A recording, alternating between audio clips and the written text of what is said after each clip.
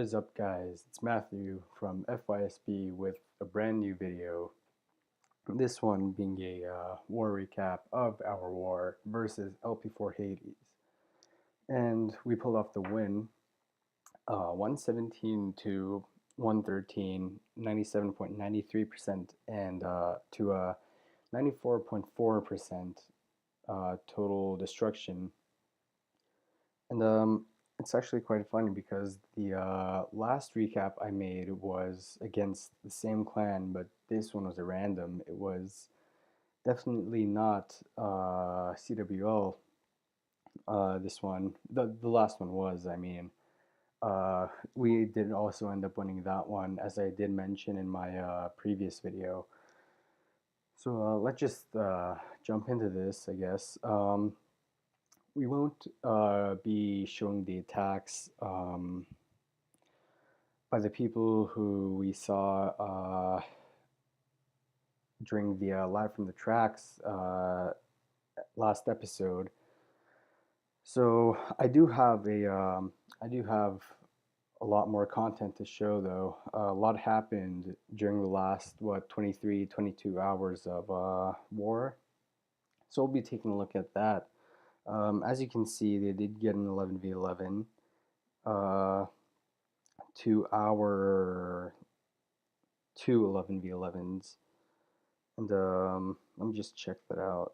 I don't think that was a, yeah, that's not a town 11, but either way, we'll be taking a look at two of the 11v11s, maybe even one, I believe, but there's one hit I really do want to show, and that's a 10v11. We got Arrow coming in with an astonishing 89%, and the way he takes down the space, it's incredible. He even ran out of time. He would have gotten a lot more percentage, maybe even a 3-star, if that extra 30 seconds was there that Supercell took away a long time ago. Sometimes in my attacks, when I do run out of time, I really wish that the 30 seconds wasn't taken away. But, you know, I think it was for the best, because attacks did tend to get a little too long at that point. So he's bringing a queen charge into a mass bowler, and I believe he has a golem in the clan castle, or it might just be extra bowlers, maybe even a giant. Yeah, it was a golem. So he's starting off the queen walk just to get a funnel ready. He's making a cheap, really efficient funnel right here, because he does not have any buildings that will draw his bowlers to the outside. So he drops his bowlers, drops his king, and look at this. He has 4 rage spells and 1 jump spell. Although the jump spell wasn't really needed. I believe if he took 5 rage spells, he would have gotten through the entire base. But yeah, just coming in here, and he's already at 48%, and look how much he has left over. Everything's just going wild. Nice pathing for the bowlers as well. So still has his king without the ability, still has his queen with the ability, and she's going to be the one to pick up about another 20% just by herself. We have a bowler up there doing some work, but he's going to get taken out. And this queen is going to survive for the next 1 minute and 17 seconds of this raid. So pretty long raid.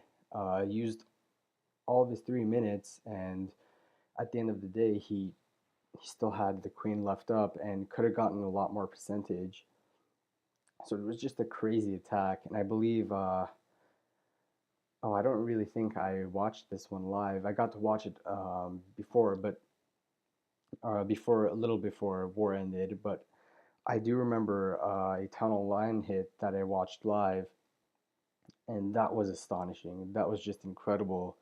The swagging on that one was, it was nothing I've ever seen, to be completely honest. I do want to show that one as well. That is the second attack I'm going to be showing, and we'll just make our way through some of the other attacks that just went on. Just going to fast forward a bit here. Yeah, so the queen just no, I think it was the archer that took out that army camp. Yeah, either way, an astonishing 89%. Just incredible how he just massacred the space. So we're gonna take a look at the first 11v11, and both 11v11s actually coming from Edge, and I believe he's bringing the Suihiro Lalo on both attacks, but we're just obviously going to check out the first one. No need to check the second one, although I'm sure he would have find that pretty nice. So he just spams everything, I guess. Doesn't really go any surgical pattern. Um, uses the hero or yeah, uses the heroes to take out some of the some buildings and CC troops, as it was a damaged CC. Nicely drops the clone spell in the middle there and multiplies his loons and just crushes through the core and just every portion of the space. It, I believe, does get a bit close at the end with that wizard tower, or does it not? I can't remember. Yeah, I mean, the loons are on pretty low health, but he still has a ton of loons left up, and it should be a triple.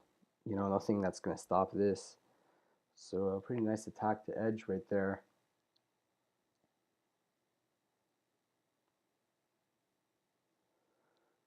Alrighty.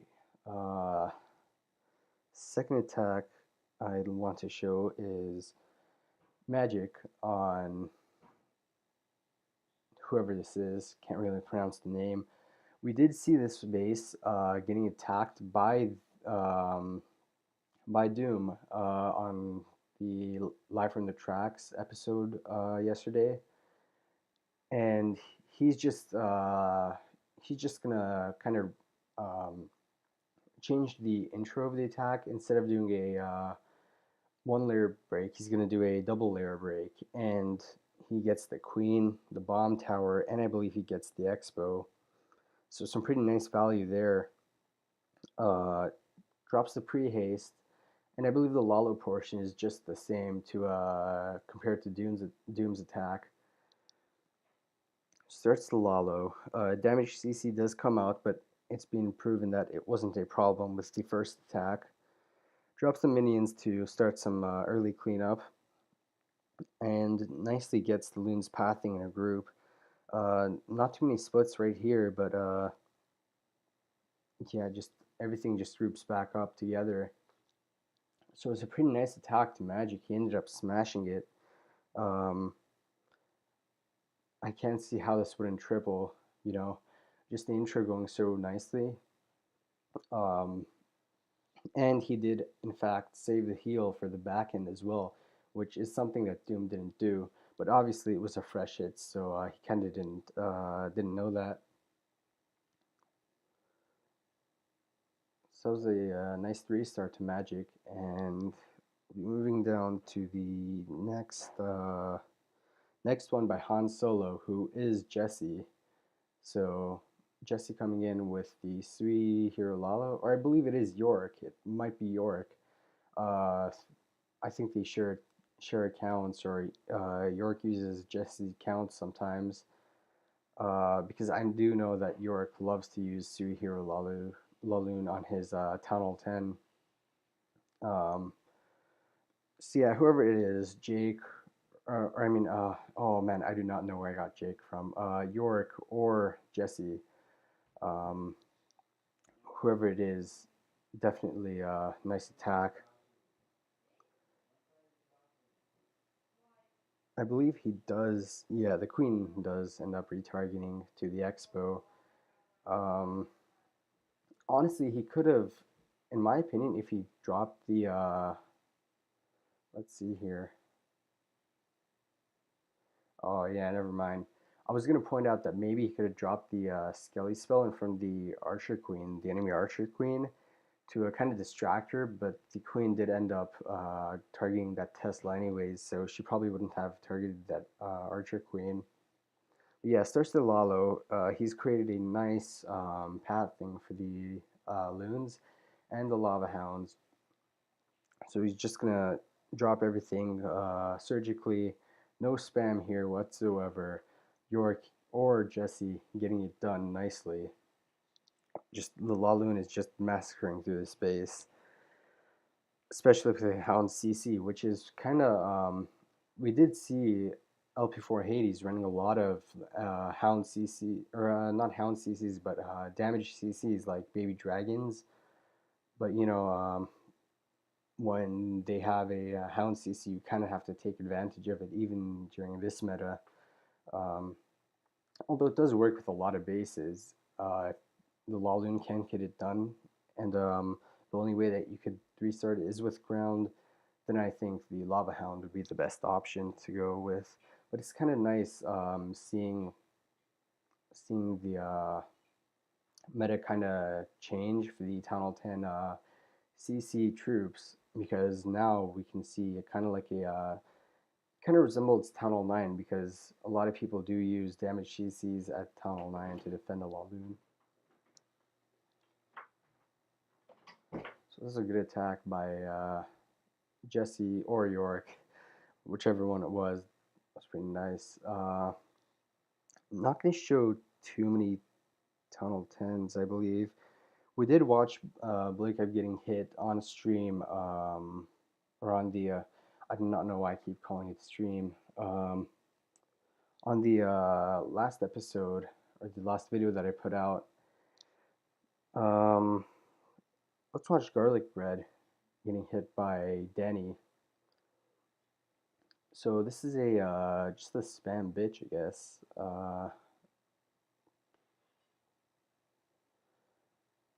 Yeah, not much to see here. Not really a multi-phase attack, but bitch is pretty nice to see, especially at during this meta where we have the single ITs. So Danny coming in here, um, starting at the 9 to 12 o'clock side. That jump is just going to get him through that entire compartment there. So he really only needed 2 jump spells to access that entire base. So that was some pretty nice base identification. And I guess he just ends up smashing this. Not much left to deal with. Still has his queen ability as well. And that point defense at the bottom side isn't going to be too much. That wizard tower up there is enough to take out both of the witches, but the witches do end up getting some beams on it and take it down. So pretty nice attack to Danny. Nice base identification. Um, Seeing as he could get through the entire base with 2 jump spells.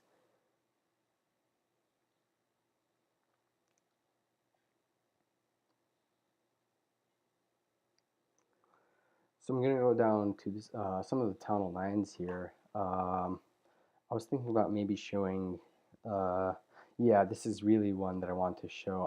I meant to show this right after the 10v11, but who cares? So we got Rogers coming in here with a TDH, one of my favorite Town Hall 9 attack strategies, and just wait until you see the swag on this one. I mean, it is just insane. So he drops the queen at around 7:30, and she does make her way up to the 9 o'clock side.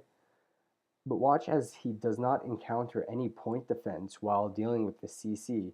So it's going to allow him to only drop a poison, a max level poison, and he won't need a rage spell because there are no other point defenses targeting the queen. So he gets through that CC, pretty nice damage CC, pretty soft as well. Won't really hold up the queen for too much, but yeah. So just continuing with the queen charge, or the queen walk, hasn't charged in yet, but he's going to charge in around the 10 o'clock side. Just going to fast forward this a bit.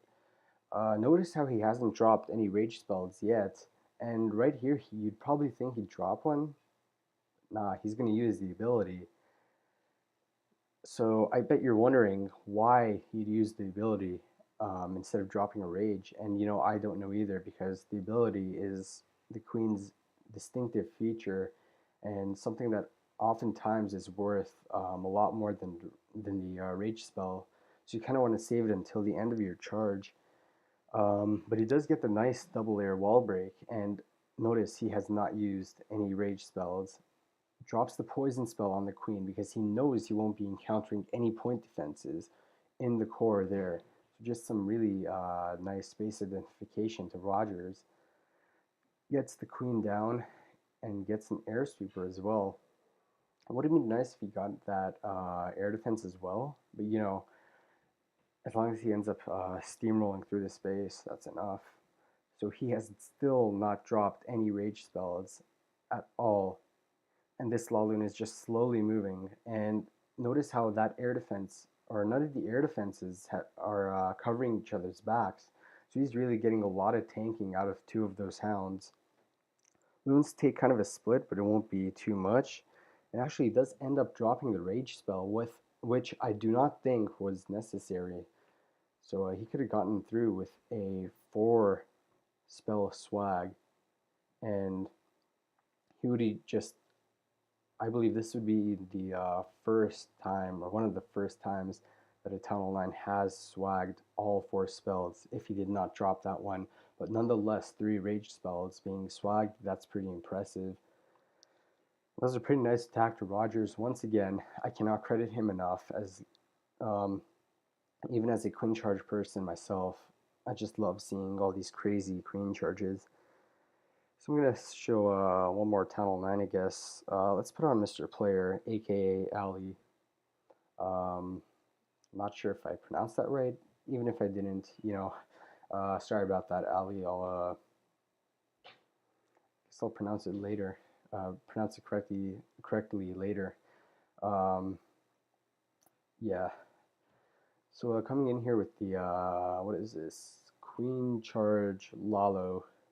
No, not Lalo. Queen charge Hogs. I believe he's going to charge the queen because most of the time on when you see 2 rage spells, that means he is going to charge the queen opposed to walking her.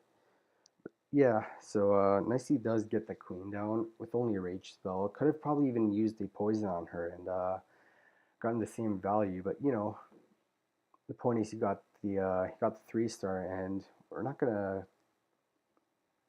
criticize too much.